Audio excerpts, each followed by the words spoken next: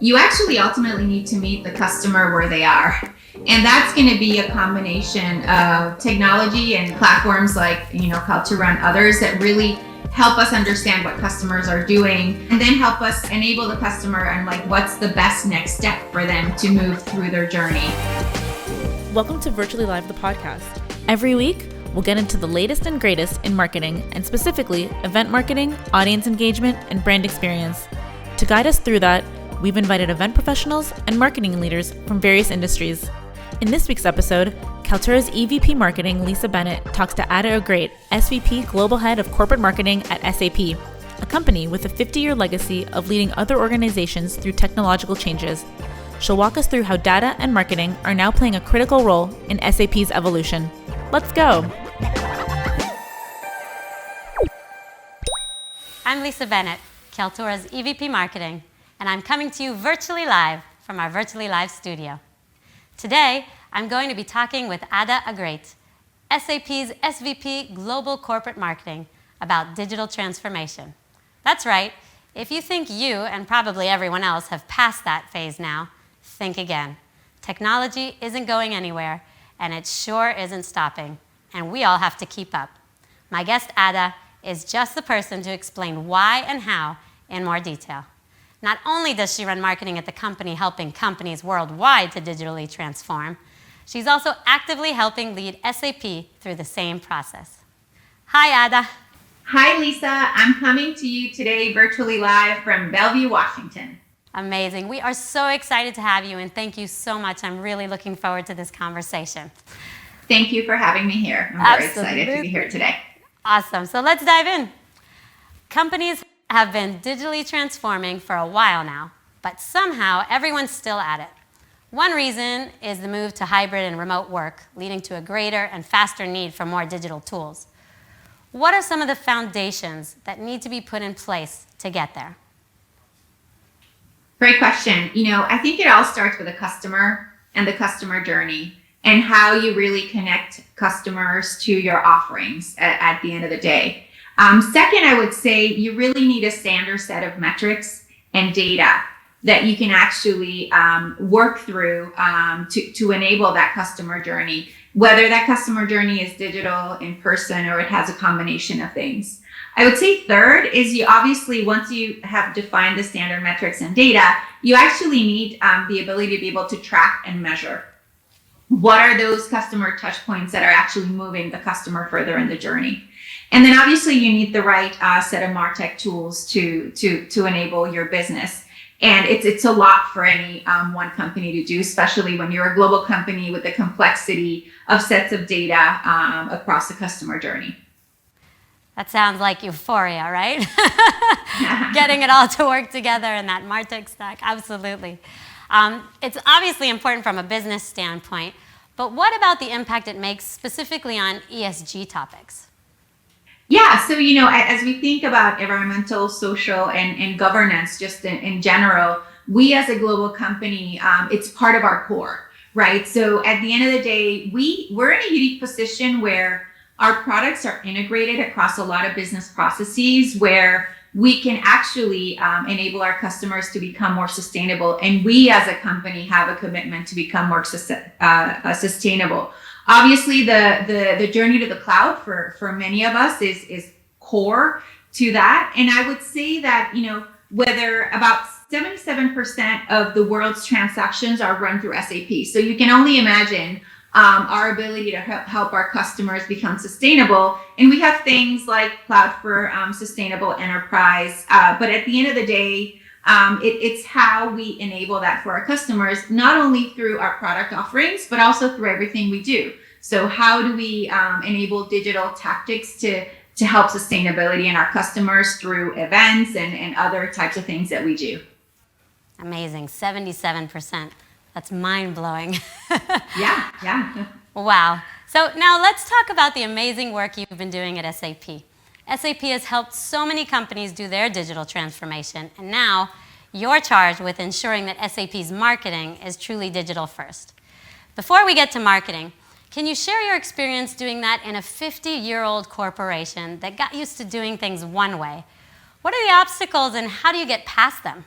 So, Lisa, SAP has been helping transform companies for over 50 years. So transformation is not necessarily something new for the company. What's kind of interesting is a combination of the time, speed to really evolve and help our customers move faster and adapt new technologies, enable business transformation. And I would say a couple of obstacles. Now, I'm kind of a person of the glass half full, so I would say a couple of opportunities is really how do we think of the gap in digital skills, right, and talent and retaining talent?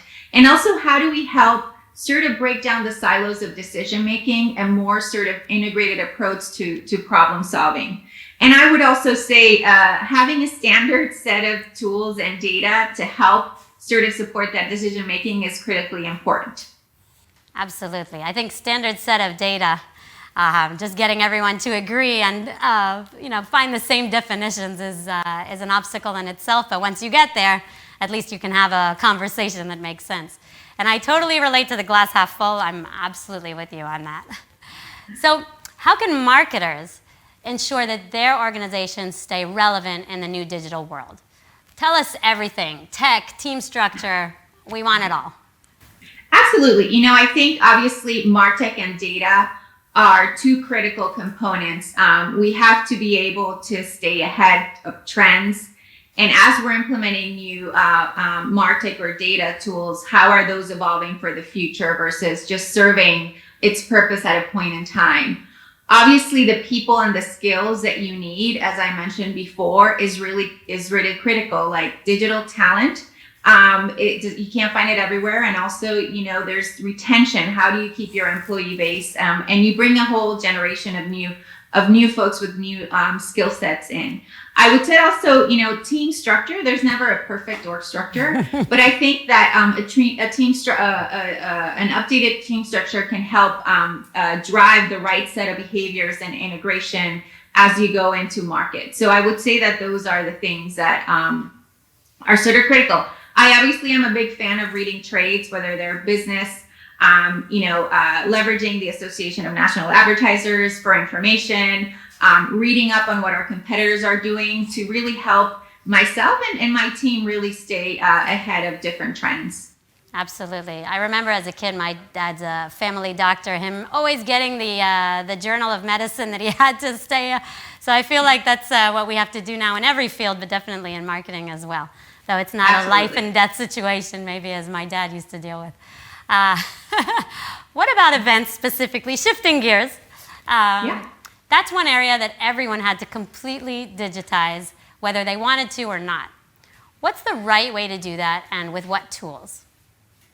Yeah, so I would say, especially when you have global customers and a global organization, you actually ultimately need to meet the customer where they are. And that's going to be a combination of technology and platforms like, Kaltura and others that really help us understand what customers are doing, and then help us enable the customer and like what's the best next step for them to move through their journey. I think as we think about diversity in events, just in general, global representation is sort of, we're a global org and equal representation matters. So we're looking at that across, speakers, participants, especially in technology where we don't necessarily have a lot of females participating, right? So what are the things, the topics and the opportunities and communities that we're building across our events to actually enable these communities to thrive in an SAP first party environment? That's amazing. I love that. When you talk about your event strategy specifically, these days, coming out of the pandemic, yes or no, is it all digital and virtual? Is it mostly in person? I know many marketers are kind of going back that way. Or is it more of a hybrid mix? Tell us a bit about, how SAP and you guys are managing that strategy of events. Yeah, so what's interesting is that our event strategy is really mapped to what our customers need at the end of the day.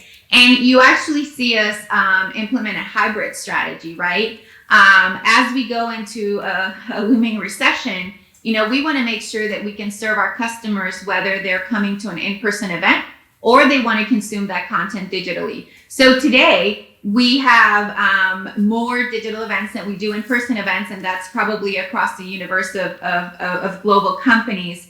And as we go into 2023, we're looking at the right balance, ultimately with the customer at the center for us to meet the needs worldwide. Excellent. Yeah, we always talk about, a hybrid event versus a hybrid event strategy, which indeed I feel is always finding that mix or that balance that you mentioned. Can you share a little bit in detail, maybe an example or two of what you guys have seen over the past couple of years, what works well in digital, what works well in person, and, how you kind of figure out how to put your customer at the center and give them that flexibility? Yeah, I found early in the pandemic, it tended to be more one-way communication from a company to a customer. And we didn't really have the ability to have that two-way engagement with customers like we do today, as there's been a lot of innovation in the space in the last 3 years.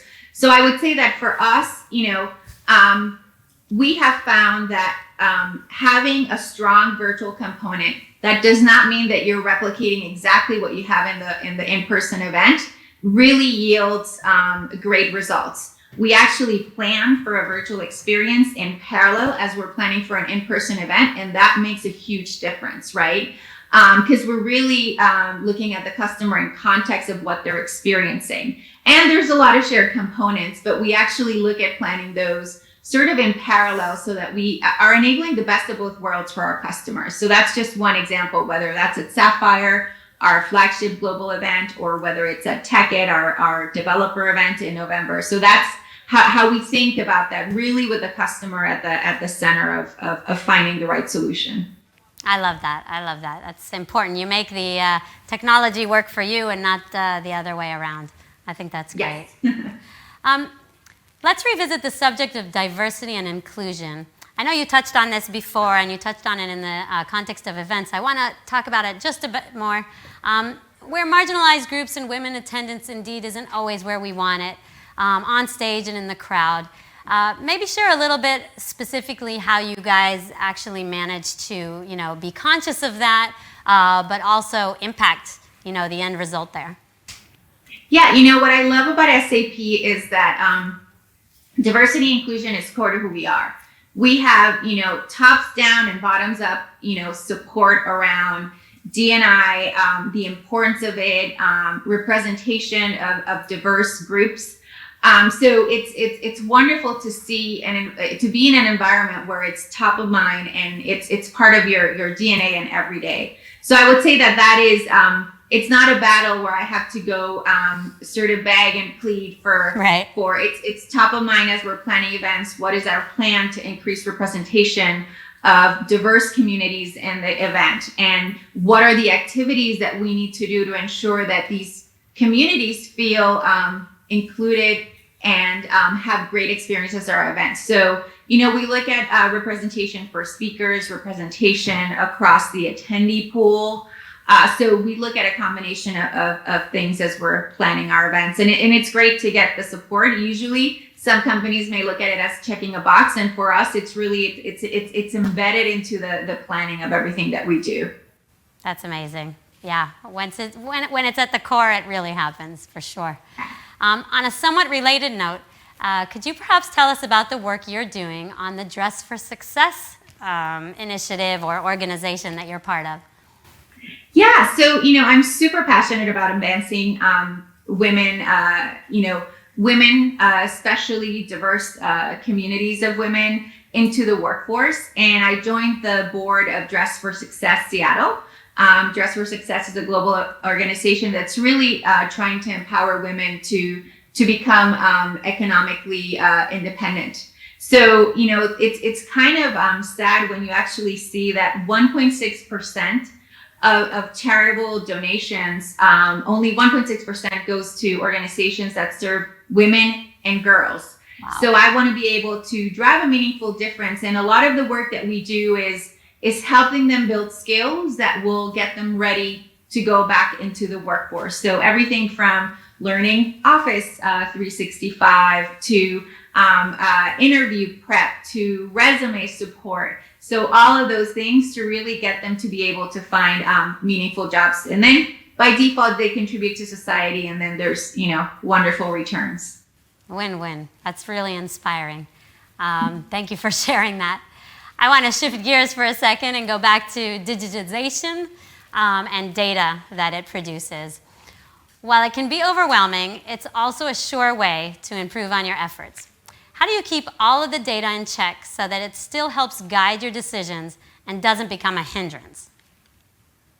Yeah, so I would say, the data will live everywhere, and I would say that it's very difficult to have all of the data and to be able to track everything that you want to track, just because it could also lead to some analysis paralysis, right?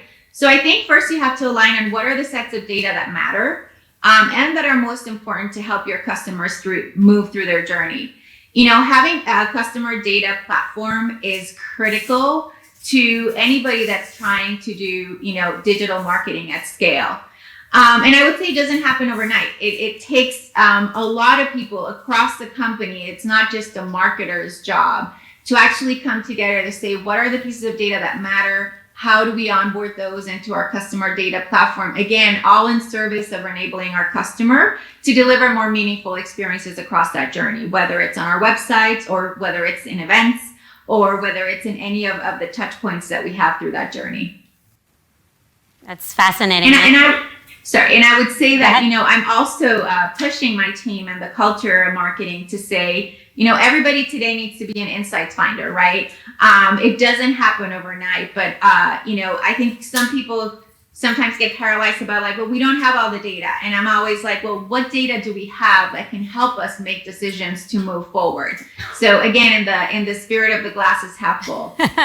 I love that. Yeah, you can always have the excuse that you don't have enough data or that you have too much data, but ultimately it's about actually understanding the data and using it correctly. Yeah, I know. When you look at marketing and the art and the science, I've always come from the art side of the house, but I think my team is getting more proud of me for going more into the data world with a lot of their help. So I think that's really, really critical in today's age.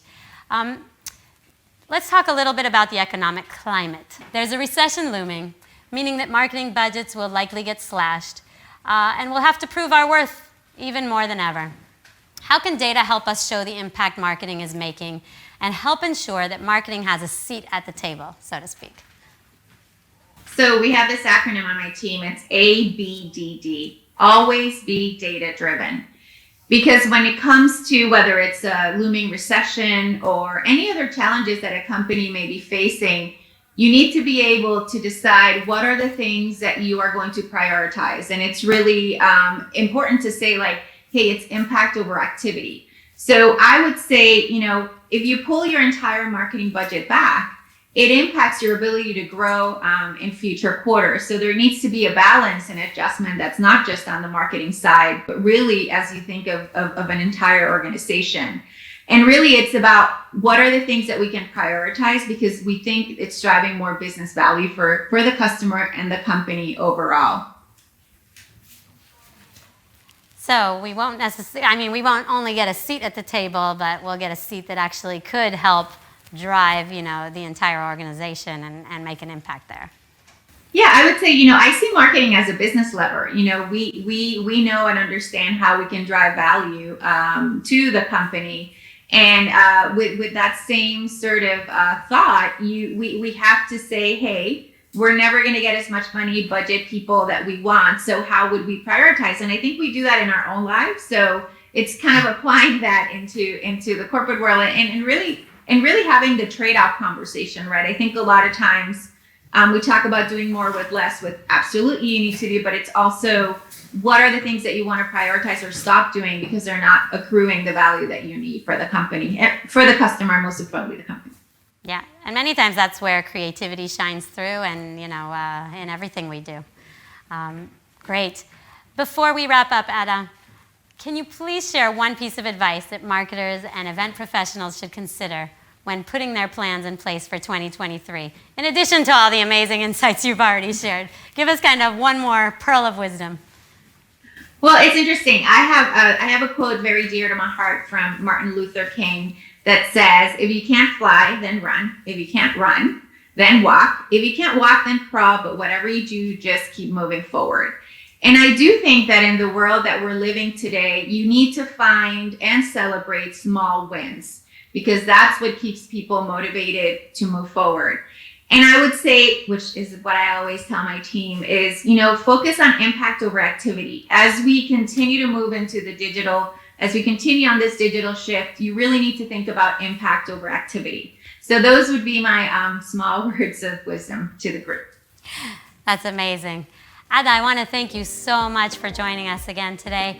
I know that I've come out learning a lot of amazing new things, very inspired, and just excited at what's to come. So thank you again for joining us, and thank you guys for joining us at Virtually Live.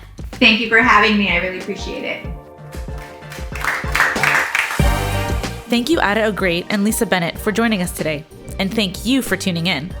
To give you a little taste of what's coming next week, here's 7 questions and events with Simply's VP Brand Marketing, Nadia Hitman. Welcome to 7 questions in events. 7 questions with industry expert Nadia Hitman. No time to waste, let's go. So Nadia, what's the one thing you want your target audience to get out of your digital experiences? So it has to be about the joy. They feel the joy and they're supported in their journey to achieve their goal. What's your favorite way to engage with your audience? I like to ask questions, and I'm smiling because I also like to get them involved in the actual experience as the audience. Who would your dream keynote speaker be? No restrictions. So it has to be Adam Grant, because there's nothing like organizational psychology, and he nails the point every time and he makes you think. Which trend in digital experiences are you most looking forward to? So because I like to involve the audience, that's kind of a hint. I would say transformational experiences that involve the audience. Okay. What's marketing pitfall people should watch out for? Not creating the right KPIs, because if you don't create the right KPIs, what does success look like? Is then not going to be how you need it to be for the impact, and also how you track the KPIs. This can be a pitfall because there's many different ways to track. I agree. What's your go-to source for personal development info in terms of digital experiences and marketing? So, because I'm all about the people, I learn from others. I talk and create opportunities to learn from others, as well as obviously podcasts. Gotta love the podcast on the commute. That's great. And shout out another marketing professional. So I will choose Scott Galloway. Okay. Thank you so much. This was great. Thank you, Lilach.